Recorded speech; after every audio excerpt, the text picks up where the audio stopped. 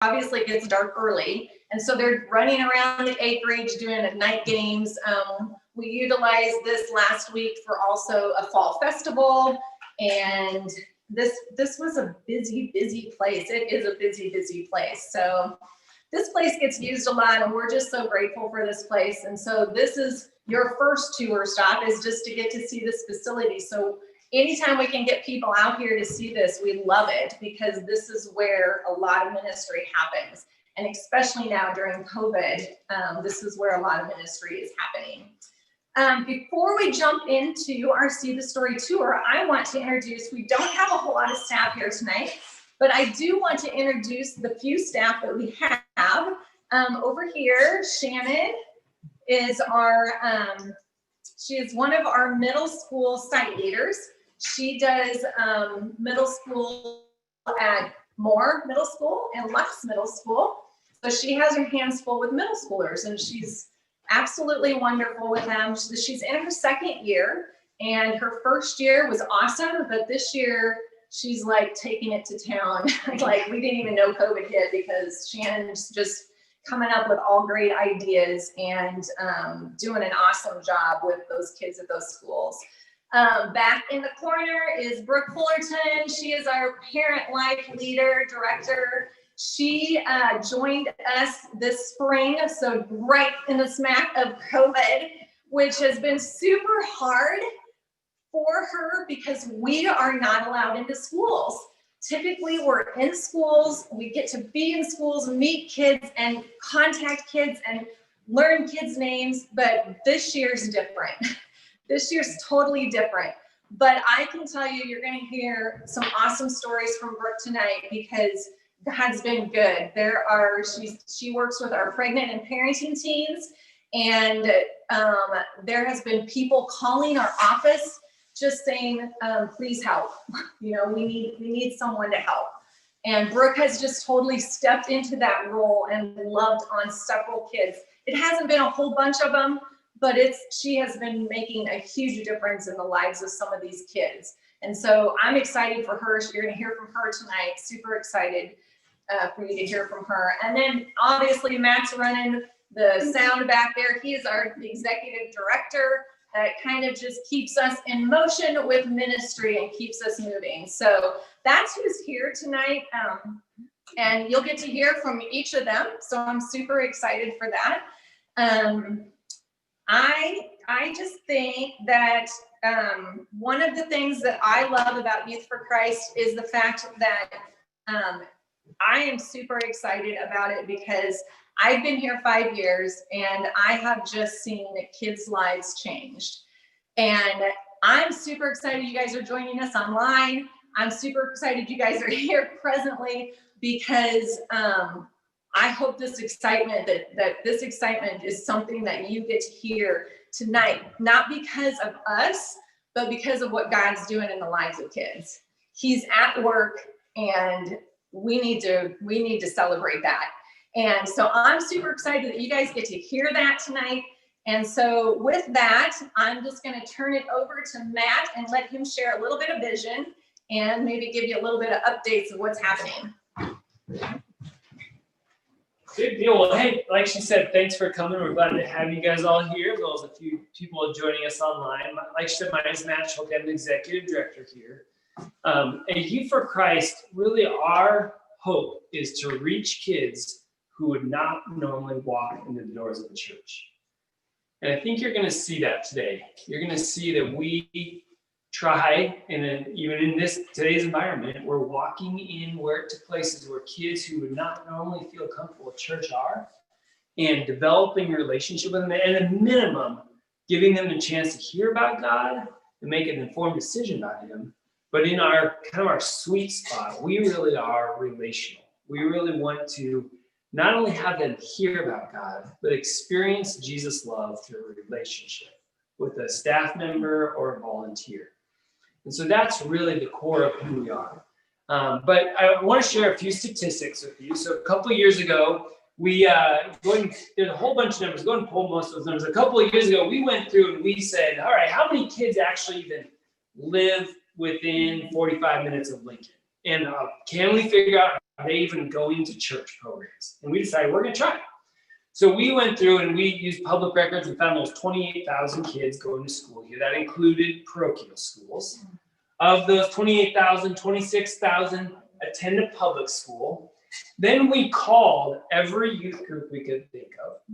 We called every parachurch organization. We counted obviously ourselves, Young Life, City Impact. I got a misspelling in that one. We got to fix that one. We called The Rock, which is in Ashland. Because we expanded and we said we want to do Lincoln, Norris, Waverly, Ashland, Malcolm Creek. So all those places, we called every single ministry we could come up with and said, how many kids are involved? And when we didn't get a number, we just kind of put our best estimate. And we tended to overestimate at times. I'm sure we underestimated other times, but we did our best. And we found that of those 26,000 kids on a weekly basis, on a regular basis, 4,000 kids are connected to a church program. Again, that includes City Impact, FCA, it includes youth groups, which is a lot, right? There's 4,000 kids. The one thing we were not able to measure was how many kids sit in a pew at church. Like that's just too hard to kind of estimate. So, but even if it was double that, 8,000, we look at it and we say, that means that there's 22,000 kids in Lincoln who are not connected to a church. Even if, like I said, even if that was double, we'd still have 18,000 kids who are not connected in the church. And we saw that as, hey, we need more Youth for Christ, and we need more organizations like Youth for Christ. Sometimes churches look at us and they say, yeah, we've got a youth group. And we say, great, glad you got a youth group. There's still more. There's still an opportunity to reach kids. And so go ahead and go to the next slide. So as we think about that, over this last school year, we had 1,100 kids come once. So it's a little different than that 4,000 number. And now we're including kids who came regularly enough that we had a Christ-sharing relationship with them. So last year we had, through the detention center ministry, through praying parenting, through Camp, we had 1,100 kids come to our programs at least once. We had 98 volunteers. So we look at that and we go, man, that's great. That's awesome that we've got that many kids involved. But that number of kids that need to be reached is huge. And so we've got a hope. And it's the kind of hope that only God can make happen. But what would it take for us to reach another 1,000 kids? What would it take for us to go further and grow our ministry at our current sites, but also add new ministry sites? So as we kind of looked at 2025 in 5 years, this is what it would take. It would take to get 2,100 kids. We'd have to get 200 volunteers. We'd have to add 10 more staff members, which includes a mix of part and full-time. We would actually expand into 2 more detention centers. There's actually 3 juvenile detention centers in town. We'll come back to that later. We would add a parenting course option, and we'd add 6 more public schools that we're reaching. And we went through it and said, well, what's going to cost another $500,000 to do it? But we believe that there's a chance, there's a need, there's at least a need for us to get into more schools, get into more detention centers, and meet more kids. Go to the next one. So go back one. So the coronavirus that obviously happened, we set that forward. And in March, everything hit the fan, spring break. And we actually had a pretty major, as everybody did, major impact on our ability to reach kids. We lost a whole quarter of a school year. We lost our summer camp opportunities. We lost many of our year-end gospel sharing events. And honestly, probably the way we felt it most was I'm not sure that depression is quite the word, because that depression has a really heavy term. Mm-hmm. But as I looked at our staff, they were really, we hire staff that want to be with kids. We hire staff that live to share the gospel. And we lost that opportunity for a whole quarter. And it really weighed heavy on our staff. Luckily, we were able to, and currently LPS is not letting any volunteers into schools. And so we have adapted. Beth mentioned on Tuesday, we went into Lux and Moore middle schools, 2 middle schools close by. We pick kids up in vans and we bring them here. And we mostly are outside. We actually had campfires going outside, and we were roasting s'mores for an after-school snack. It was great. And this week, we actually had a fun special guest. Governor Ricketts came to Campus Life on Tuesday. And so he sat right here, and I got him to play a game with us. And then afterwards, he talked for a few minutes about how faith inspires him and where he is. And then he took questions from kids, and let's just say there's some interesting questions. But he was a very good sport, and he spent an hour here. I mean, how cool is that? The governor spending an hour at a youth center like this with kids. So we're continuing to do ministry. It does look a little bit different. The other major impact that the coronavirus has actually had, like I mentioned, was our staff feeling the burden of not being able to connect the kids, but also it really messed with our staff recruitment season. We're always trying to hire staff, and a lot of times that happens at the end of school year as kids are graduating college, or that's just kind of a time of year when people look around. And so we actually did not get a chance to hire a new staff member this last summer. We were really hoping to hire 3 or 4. And so I'm not sure if we could have gotten 4, but that would have been great if we could have. So that's been kind of the major impact, has been our limited ability to reach kids, but we're doing everything we can to make sure it happens. Our kind of loss of a staff recruitment season, but we're seeing some kids that are walking in the doors that would never come to church. And we'll share a few more of those with you. I think that's my last slide. This is a slide that kind of shows the number of kids. So this was actually last school year's number. I should have had not that 1,100, but we actually had 856 kids last year who came once. These numbers are down from the 1,100 you saw earlier. Of those 856, we saw 552 come regularly, that we knew their name, and we could at least make some sort of estimate on where they stood spiritually. So we call that a conversational relationship. And of those 552 kids, 397 of them were, in our best estimate, lost kids who are not connected to a church, don't have an active faith in Jesus Christ, whether they're in jail or in the delivery room, walking the hallway of the school. And then last year, we actually did have those still, despite that, we had 78 kids make a faith commitment to Jesus last year, which is pretty amazing. And that's just when we love to get together as a staff, and every once in a while we put candles on the table and we light a candle for each kid that said yes to Jesus, and we spend some time praying over them, thinking about how do we help them continue in a discipleship relationship and get them connected to a church. And so that's just a little bit of overview of who we are, but we see in Lincoln the need to reach more kids. And that's part of the reason why, the opportunity to reach more kids. And our hope is that God will bless us and make that happen. And part of that is sharing the story with you guys to say, how can we do this?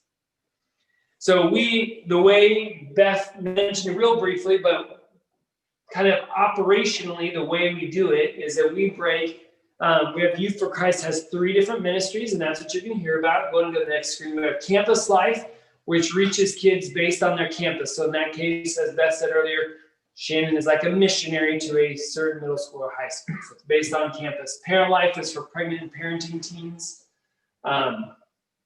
which we've seen some real need there. You'll hear from Brooke. And then Juvenile Justice is for kids in jail.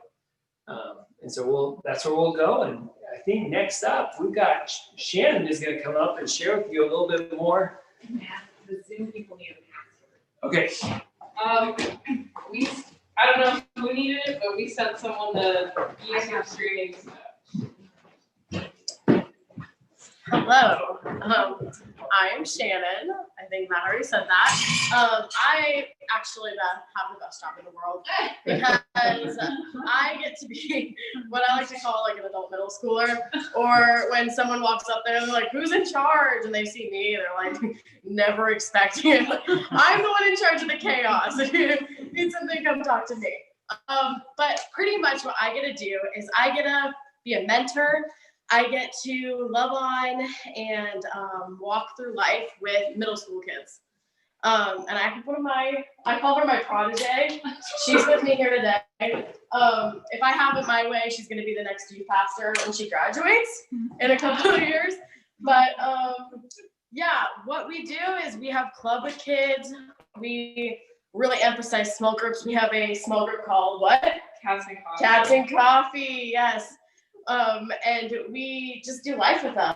And Devea she'll tell you about her story in a minute here, but she is kind of a full circle story, and she's pretty special in that. But she's helping me now. So she's like my number 2 in command, and I'm trying to teach her how to love on middle schoolers even though they're frustrating.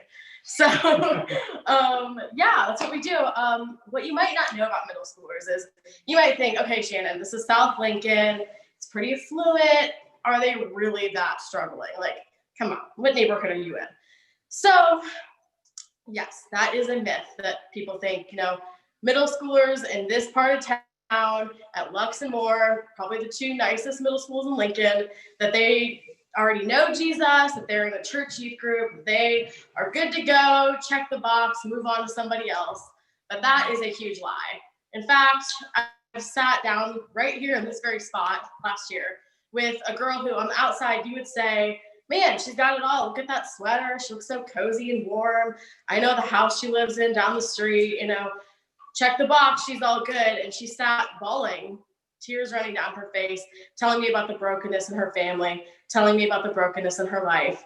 And, I cried with her, and I told her about Jesus and how he's the giver of peace.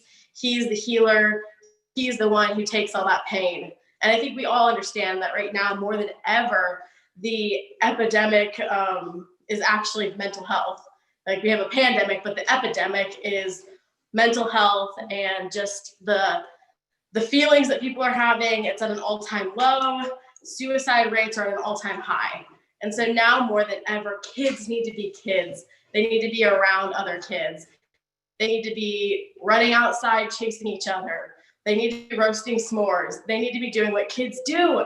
And they desperately need each other, and they desperately need someone to be a role model for them and step up and be that voice that says, hey, I know your life's really crazy. I know your emotions go like this all day long. And you know what? It's okay. And I'm going to help you get through it. And so that's what I get to do. And like I said, it's the coolest job in the world. We had a fall festival last week. There was 52 middle schoolers out here running amok. We watched Hocus Pocus. And it was a blast. It was so great. So that is kind of what I do. I'm going to let Devea tell a little bit of her story and how it's come full circle and what she does now. Okay, so as she said, I'm Devea. I'm a freshman at East this year, and I think I started going to church when I was super young because basically I was in like a CPS sort of situation. My parents were in the picture for part of it, and it was a messy situation. So at the time, I didn't have a relationship with my dad. My mom was a single mother with essentially 3 kids. And so I had a mentor at the time, and she took me to the Wednesday youth service at Christ Place. And Matt was saying earlier, he couldn't calculate the number of kids sitting in a pew as opposed to people that actually had a relationship with Christ. And I mean, that was definitely me. I'm going to be honest, they had snacks there, and that was kind of my main motivation for showing up. Because I just sat in the back and I played on my phone and stuff. And I had father issues. I mean, I was super broken. I mean, but as Shannon was saying, like, I went to church every Wednesday. It was a ritual. I did it every Wednesday. And, I did grades I still have all A's and stuff. High school's kind of hard though, so might change. But, you check the box and move on. But, I was really broken. I still had a bunch of family issues. My sister still wanted to be with my dad and stuff like that. But yeah, so I originally met Shannon through our Cats and Coffee group. I'm wearing the merch right there in that picture. Yes. I should have brought it, but so that was super cool. Basically, we met at church. It was the Wednesday group. And yeah, so I went to the Cats and Coffee group Tuesdays. We would go to the cat house and we would pet cats, and then we go to Starbucks, and we'd have like a Bible study. And it was super cool, and that became my thing. It was really helpful because as opposed to the big church group where everybody sat and did church, this was a small group, and it really helped me because I could talk to her about stuff. We could have discussions. So that was pretty cool. And then after that, I got involved in more stuff. I started going to the events. I started going to Campus Life at my school, which I'd originally stopped going to because the kids there were not very nice. I got bullied at one of the Rooms of Fun events and I never came back. But yeah, so as I said before, I'm a freshman, so I don't really fit into the middle school thing anymore. But the group that I originally started in 6th grade, Pets of Coffee, I am now a leader at. So that's cool. Yeah, it happens right here actually. My room meets in there because the game room is the coolest room. I help at the Campus Life event on Tuesdays. I still go to the youth thing on Wednesdays, but yeah, I think it's really cool. This Youth for Christ has definitely done a lot for me, especially like I was super shy a lot in 6th grade and 7th grade. I didn't talk to anybody. When I originally met Shannon, when she tried to approach me at church, I didn't talk to her words. She was like, "Hey, how's your night going?" I was like, "Yeah."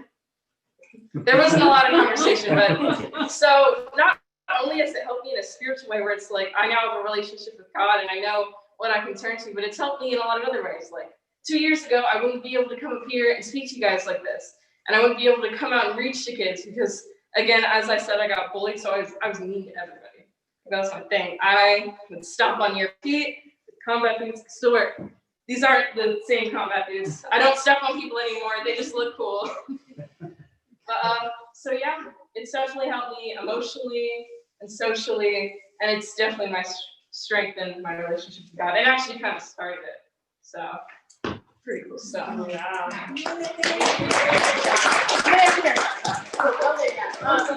say I've like watched her, like she was so closed off, I was like extra like like like craziness, and she was like no. But I watched her over the past like 2-ish years just like blossom in this beautiful rose that just is completely amazing, and God's just working in her life, and I see that, and He's letting her be used, to help other kids, and it's amazing. And she's even reaching her own friend group, and I'm gonna brag on her because she's probably gonna brag on herself like that, but it was like the biggest treasure in my life. Like I don't even consider her a student anymore. She's one of my friends. I would hang out with her even if it wasn't my job. And we do hang out. So, it just becomes family, and that's what Campus Life is. We're a family with our kids. We walk through life with them, and we will. Well, it's not going to end if I leave or if she moves. It doesn't matter. Like, we're in it for life. So that's the relationship that we have with students, and it's really, really cool. So what we need, really, what we're like striving for is, we need help. I can only be like this close to maybe maximum 10 kids, but we need other people to like get in those relationships. So I don't know if you're here tonight and you're like, hey, I don't know if I can be used by God, but she definitely didn't think she could be used by God, and God's totally using her. So if that interests you at all, like come talk to me. I'd love to like train you or teach you my ways or help you, have that relationship with a kid. Sometimes it only takes one to make a huge difference and a huge impact. And so that's like one of our highest needs is just people to do what we do and to walk with kids and sit with them and listen to them and be that person in their life. So that's Campus Life. Thank you.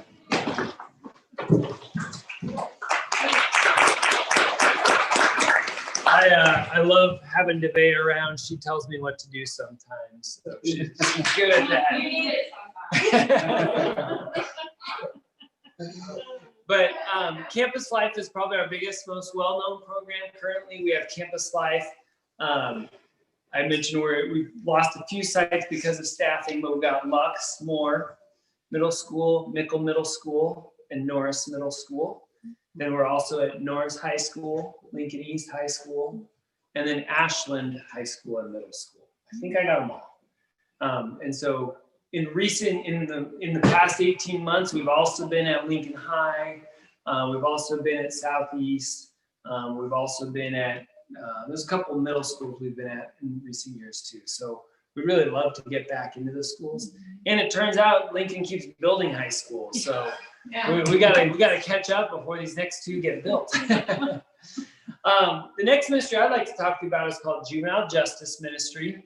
10 years ago when I came to Youth for Christ, I found out that there was a detention center in town and right away said, hey, why aren't we there meeting kids?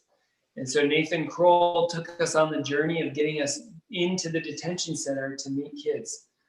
There's actually the main detention center where most kids end up at here. There's quite a bit of turnover, but of the kids that land in the detention center here in Lincoln, 72% of them don't get a single visitor.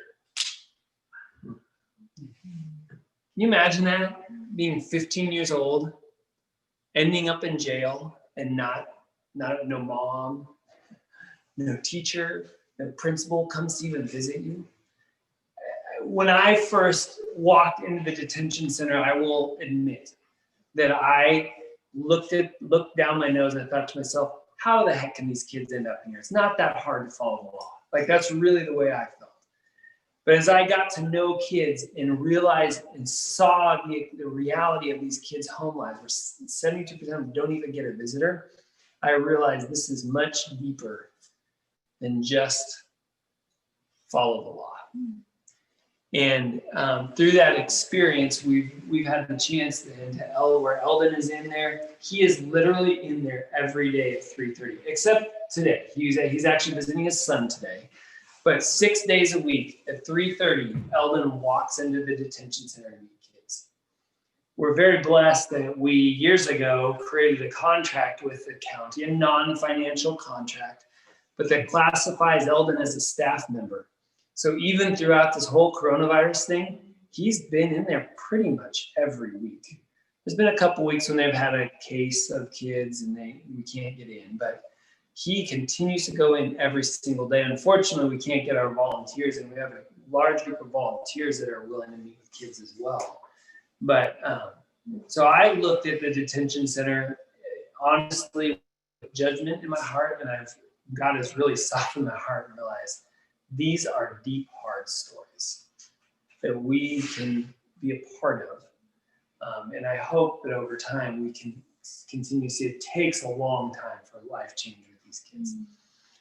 In the last 9 months, you may not know this, but they've moved 2 detention centers to Lincoln. You may have caught this in the news. I noticed it because I know, but the Geneva Girls Home shut down. And they moved all those kids to Kearney. And then they realized we got too many kids in Kearney. So they moved the kids with the deepest needs to Lincoln. And so now the detention center is actually split into 2, the detention center and then what's called YRTC, Youth Rehabilitation Treatment Center. So those kids are in the juvenile system. Then this week, they shut down the Hastings Regional Center and are moving all the Hastings Regional Center boys to Lincoln, and they're going to be in Whitehall. They are a part of the adult penitentiary system, so they're in a second facility. So literally, in the last 9 months, we have gained 2 detention centers in town. I don't even know exactly what the numbers are right now, because they're still moving some kids from Hastings. They haven't made the full transition. But it's pretty safe to say that within the next few months, there's going to be over 60 kids, 60 teens in jail in Lincoln every single night. And we get the chance, hopefully, we've got agreements with 2 of those facilities, and hopefully we'll get an agreement with the Hastings one to start meeting kids. But there's a huge opportunity to meet kids and help set them free. So I got just a little video to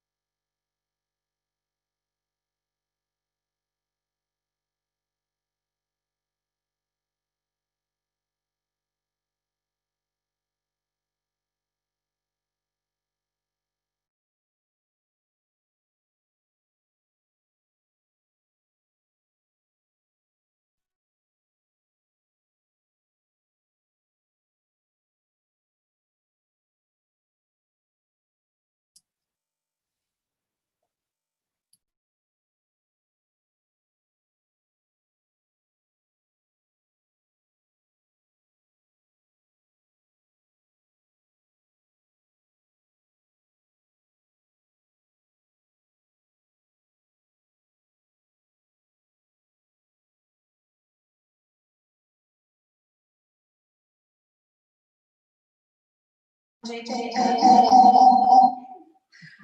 Yes, JJM. So hi guys, thanks for coming tonight. I'm Brooke and I am the new parent life director and it's super, super exciting. I will try not to cry. I will say I cry a lot and it's still my prayer to God to what breaks his heart to break mine, right? Like I cried in my interview. I think Matt was like, what are you doing? This is weird. But we have such an incredible blessing to work with the kids and I just love what I do with Parent Life.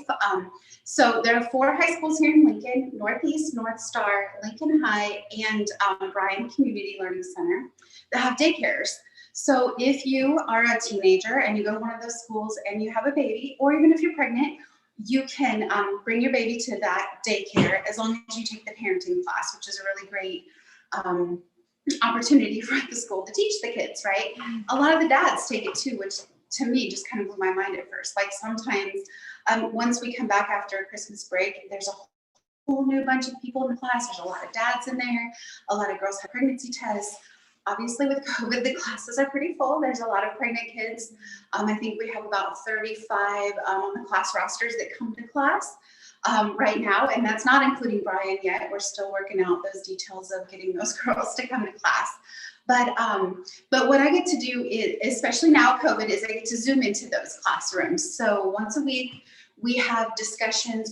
We aren't price sharing in the classroom because it's a public school, but I get to zoom in there and really get to know those girls. We talk about fear, we talk about conflict, we talk about love language, we talk about all kinds of different relationship things, because a lot of them, that's just really their issue is relationships and knowing their value. They don't have a lot of good relationships modeled in their lives. So it's just a great opportunity for us to be in there, to speak to them, to get to know them, to build relationships.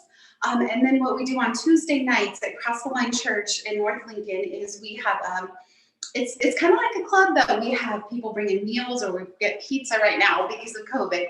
But girls can come, their moms can come, friends. Most of the time it's just girls with their babies. And then we have volunteers that bring meals and watch the babies. And so we have kind of a family meal setting like this, just model them, let them get to know people. A lot of those moms tell me they really just want a friend, like all their friends that they had before they got pregnant or had a baby, do a lot of partying, smoking, drinking. They're really not into that scene anymore. So what they really want to do is meet somebody their own age, their own life cycle that has kids, and just hang out with them and be kids too. So I think a really common myth with pregnant teens is that they just really don't care. They just want to party, have fun. And I cannot tell you how that cannot be further from the truth. These girls, almost every girl says they don't want to have an epidural when they go into labor. I think that's crazy because I definitely would want to, but they want to go natural. They want what's best for their baby. Most of them, in fact, I don't know a single one that I've had yet, and we had a lot of babies over the summer, that's not breastfeeding, almost 100%. The girl that I talked to at Northeast, she just brought her baby back to the daycare 2 weeks ago, and they just text her when the baby needs to be fed. I'm like, oh, how's the bottle feeding going? And she's like, oh, I don't do that. She just texts me and I come down. So, I mean, that's like incredible dedication from these teen girls. One mom, I'm super excited, you guys, because today is Patience Monet's birthday. She was born at 3 o'clock this afternoon, and she's adorable. One of my moms that actually I share with Eldon, both her and the father of the baby have been in juvenile detention. The father is still on house arrest. And in fact, on Monday, when they bring the baby home, they will both be on house arrest with the baby. But luckily, the baby wasn't born in jail like we thought she was going to be. So the courts kind of worked that out. But she's a precious, precious baby, 5 pounds, 8 ounces, born by emergency C-section today. And it's just been such a pleasure to walk alongside the mom, to walk alongside Cody. We went to dinner Monday night and just really help them. A lot of the times the parent life help is a tangible way. And sometimes that's a little bit different than some of our other ministries. But I think of Jesus, right? Like he didn't send everyone home to get dinner, right? He said, hey, let's feed them here. Sometimes we just have to meet that need. There are moms over the summer that needed air conditioners. There are moms that need car seats, diapers, sun products. Like there's just a lot of needs that we have for parent life. So, but the main need is to mentor these girls. And it's crazy to me that they want to hang out with me. Like, I'm 45 years old. They say, let's go to the pumpkin patch. I really want to go with you. And like, why with me? Like, but they do. They just really crave that adult mentorship in their life and just that common, like, solid advice, that solid, hey, I'm proud of you. You did great. You can do it. It's just crazy that they want that. And they really need that. So it's been an absolute pleasure. And if anyone's interested in coming alongside girls and dads, like my vision for Parent Life in the coming years to really get the dads involved. I'd love to have guys that help them change oil or tires or do woodworking stuff or just play basketball with them or go play paintball or something. So I would love to have that. That's really common too. So that's Parent Life, guys. Thanks, Brooke.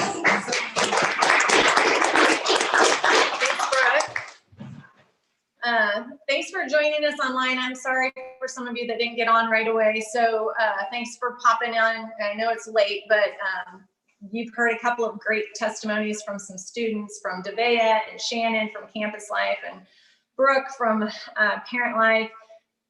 These kids, this is real, guys. These are kids. These are real people. And I just get so emotional about it because I've been here 5 years. And I've actually gotten to do all three ministries.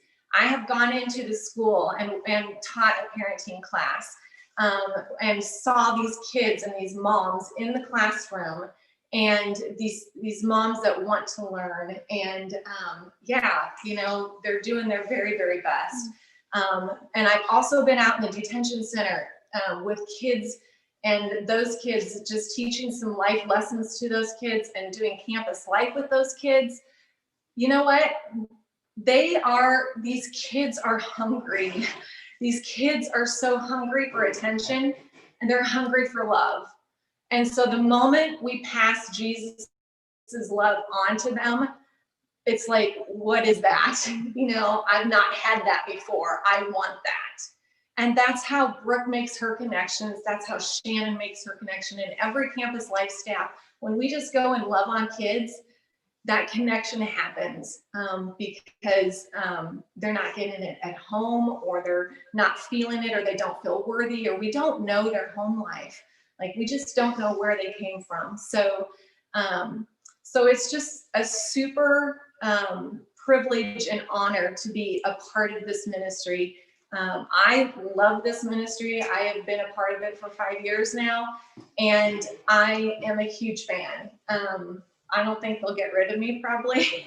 And even if they did get rid of me, I would still give to this ministry because it is so valuable and so important, because there's so many kids. Matt went through some statistics with you guys tonight, and there's still just a huge, huge need. We have a small staff. And in order for us to reach more kids, we want to bring more staff on. My prayer is that we would have a staff member in every school, every middle school and every high school in Lincoln, because there are so many kids that need to hear the love that Jesus has for them, and they need to feel it. You know, they need to actually feel it. And that comes from a relationship, that comes from someone investing in them and caring about them. And so you've heard a lot tonight. It's just a really quick glimpse of who we are and what we do. There's so much more, and we can tell you so many more stories.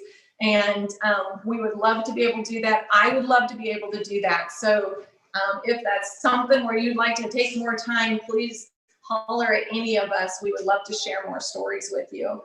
In front of you, I set a book out in front of you. And for those of you that are home, hopefully you'll be getting this in a PDF through your email. But there is this book. It's called See the Story Book right here. It's in front of you. And we already talked a lot about the ministries. So we have Parent Life, Campus Life, and Juvenile Justice Ministries. It's just for you to take home and read. There's more statistics in there that you can read about those ministries. We just didn't want to keep you extra long, so those are some things that you can read on. But I'd like to have you turn to that Get Involved page. It's the second to the last page in your book. And I'd like to just go through that with you because we are a small staff and there are hundreds, literally hundreds of kids that we need to reach. We obviously can't do it alone. So we've mentioned the need for volunteers. There's right now with COVID, there's a lot of areas we can't get into, but there's still a need. We still need a few volunteers. I know Adam, our site leader for Nickel and Northeast Campus Life, needs help yet. So he's looking for staff or for more volunteers to help him with his clubs. And so there is a need for some volunteers that way. But as we go through this, there's just several ways that you guys can get involved. If you feel like this is something that has touched your heart or want to be more involved with Campus Life, these are just some practical ways that you can get involved. You can share the story. You can tell people about the YFC ministries. You can invite others to see the story tours. We actually can take the story tour on the road. If you have a small group or a church group that you're involved in and you would love to share what we do with them, we would love to be able to do that. So share the story. We can bring it to your work. We can host it at your own home. We can host it here for you. There's just lots of different ways where we would love to share the story more and more and more with more people. Because this is God at work and we want people to see God at work. We want you guys to be a part of what God is doing. And it's exciting. And the more people we get on board with it, the more excitement happens and the more kids are reached. So the other thing is be the story. Obviously, we love our people that just totally will be committed to pray for our organization. We have staff members that need showered in prayer. We have kids that need showered in prayer. There are so many times when we meet kids that we just, as staff members, just have to pray before we meet them because we don't know what we're going to say. I've met a student that I just happened to text one morning and I just said, thinking of you, hope school goes well. Instantly got a text back from her and she said, my dad just committed suicide last night. What do you say to that? That's what we do. We don't know what to say. So that's where we just get on our knees, we pray, and we go and sit with these kids. She was in my lap for probably about 4 hours while people were buzzing in and out of her house until some friends came around and then kind of loved on her through some of her friends. But that's what we do. We are here for kids. We are here to be there to walk through whatever they're walking through. Whether they're pregnant, we've had staff members that literally helped to deliver a baby on the way up in the elevator to a delivery room. Our staff members were with this teen parent. And we have had students, we've had one student just this year that attempted suicide. And so we've had a staff member totally walking alongside that student and his family, coming around him. So there is so many kids out there that in any instant, we don't know what's going to happen. We don't know, but we need to be prepared. And the only way we're prepared is by just being on our knees and praying for these kids and helping God, asking God to give us wisdom on how to handle that. So prayer warrior is huge. Volunteers are huge. You can see in there that there's different areas where you can be involved with our 3 different ministries. And then the last one is write the story. Obviously, we're all missionaries. This is a mission field and we are a nonprofit. So we only count on people and churches to come around us to help us do ministry, to help move the ministry forward. And so we want people to recognize and what we do. That's one reason we share with you what we do, so that you can see the work that's being done. And we want you to have the blessing in that as well. So if that's something that God lays on your heart, we would love to have you join us in that way too. But those are just some different ways that you can get involved. We actually have other ways too. And I can share more ways with you. I actually have, if you're here representing a church, I know Mike, you are, but if you're here representing a church, I have a document that has some different ways that churches can get involved. Churches are a huge help to us when we look for staff, when we look for interns. We want solid people here because our people are going to be witnesses to lost people. And so we want solid Christians to come into our organization. And so we go to churches, and churches help us find people to come on staff. And if any of you know people, young people that would be willing and are interested in youth ministry, please share the story. Share the story with them of who we are and what we do, and give them our information. So I wanted to share that. If God lays something on your heart and that you want to get involved in, awesome, great. The one thing I would like for you guys to do on the next page over is just an information page where I would love your contact information.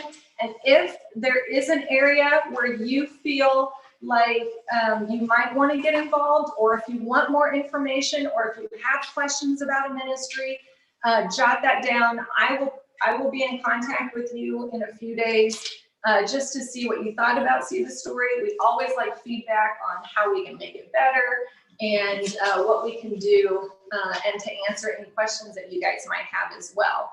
So if you can fill out that last page of the book, and I think online it's emailed to you. So if you can fill that out on your email and send it back to Matt, that would be awesome. And I will get in contact with you guys as well. So I'll give you a second to fill that out. But I just want to say thank you for coming tonight. Matt's going to close this out with just a few words. But I love this ministry. I'm super excited about what's happening. We actually have a comedy night coming up. I think I put this on your under your table too, this comedy night invite. This is our big annual fundraiser, and it's coming up. So if that's something you would like to come to, you'll hear more stories, student stories of impact at the comedy night. Plus it's a ton of fun. So feel free to come to that as well. And I think that's all I have, and I'll let Matt wrap this up. Thanks, guys. Thanks for coming actually, I'm going to give you to fill it out. I'm not supposed to talk. Yep, let him fill it out, Matt.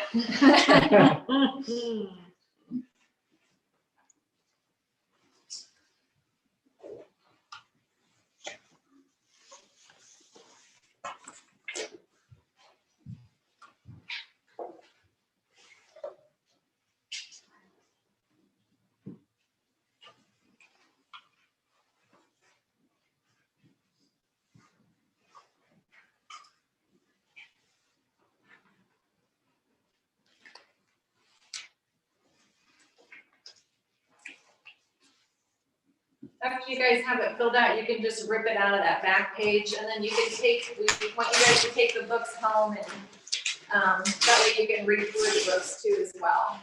And you can just leave the paper on the table. That'd be great. Thank you.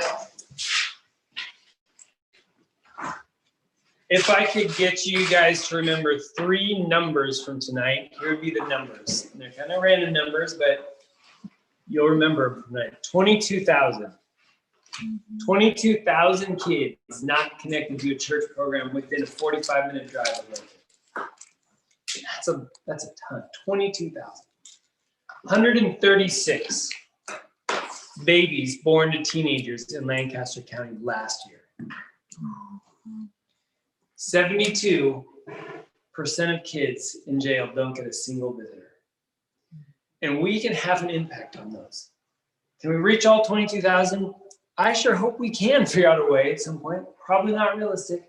We can have an impact. If we could grow to just impact another 1,000 more kids, that'd be 1,000 more kids potentially walking into the throne room with us at the end of life, right? I'd love to make that happen. Beth mentioned this, I think, real briefly, but she's going to follow up with some of you guys over the next week and just see if there's a way you want to get involved. If you want to be involved in helping network by bringing people to event, by giving, by volunteering, we desperately need more people. And so we'd love to have you engage however is appropriate for you guys. Thank you so much for coming. Actually, let me close this in prayer. Great. Lord God, we just, as we think about kids who don't get a chance to hear about you, Lord, my heart breaks and our heart breaks, Lord. God, but I just ask that you would somehow use us to advance your kingdom. Lord, I pray for our staff, that you would give them your strength. I pray for the volunteers, that you would just fill them with your love. Lord God, and I thank you for the blessing that we have from the administration in these places to continue to connect with kids, Lord. May that just continue to happen. Lord, we just love you and we commit our lives to you. In your powerful name we pray. Amen. Does anybody have any questions? We didn't really give any time for questions.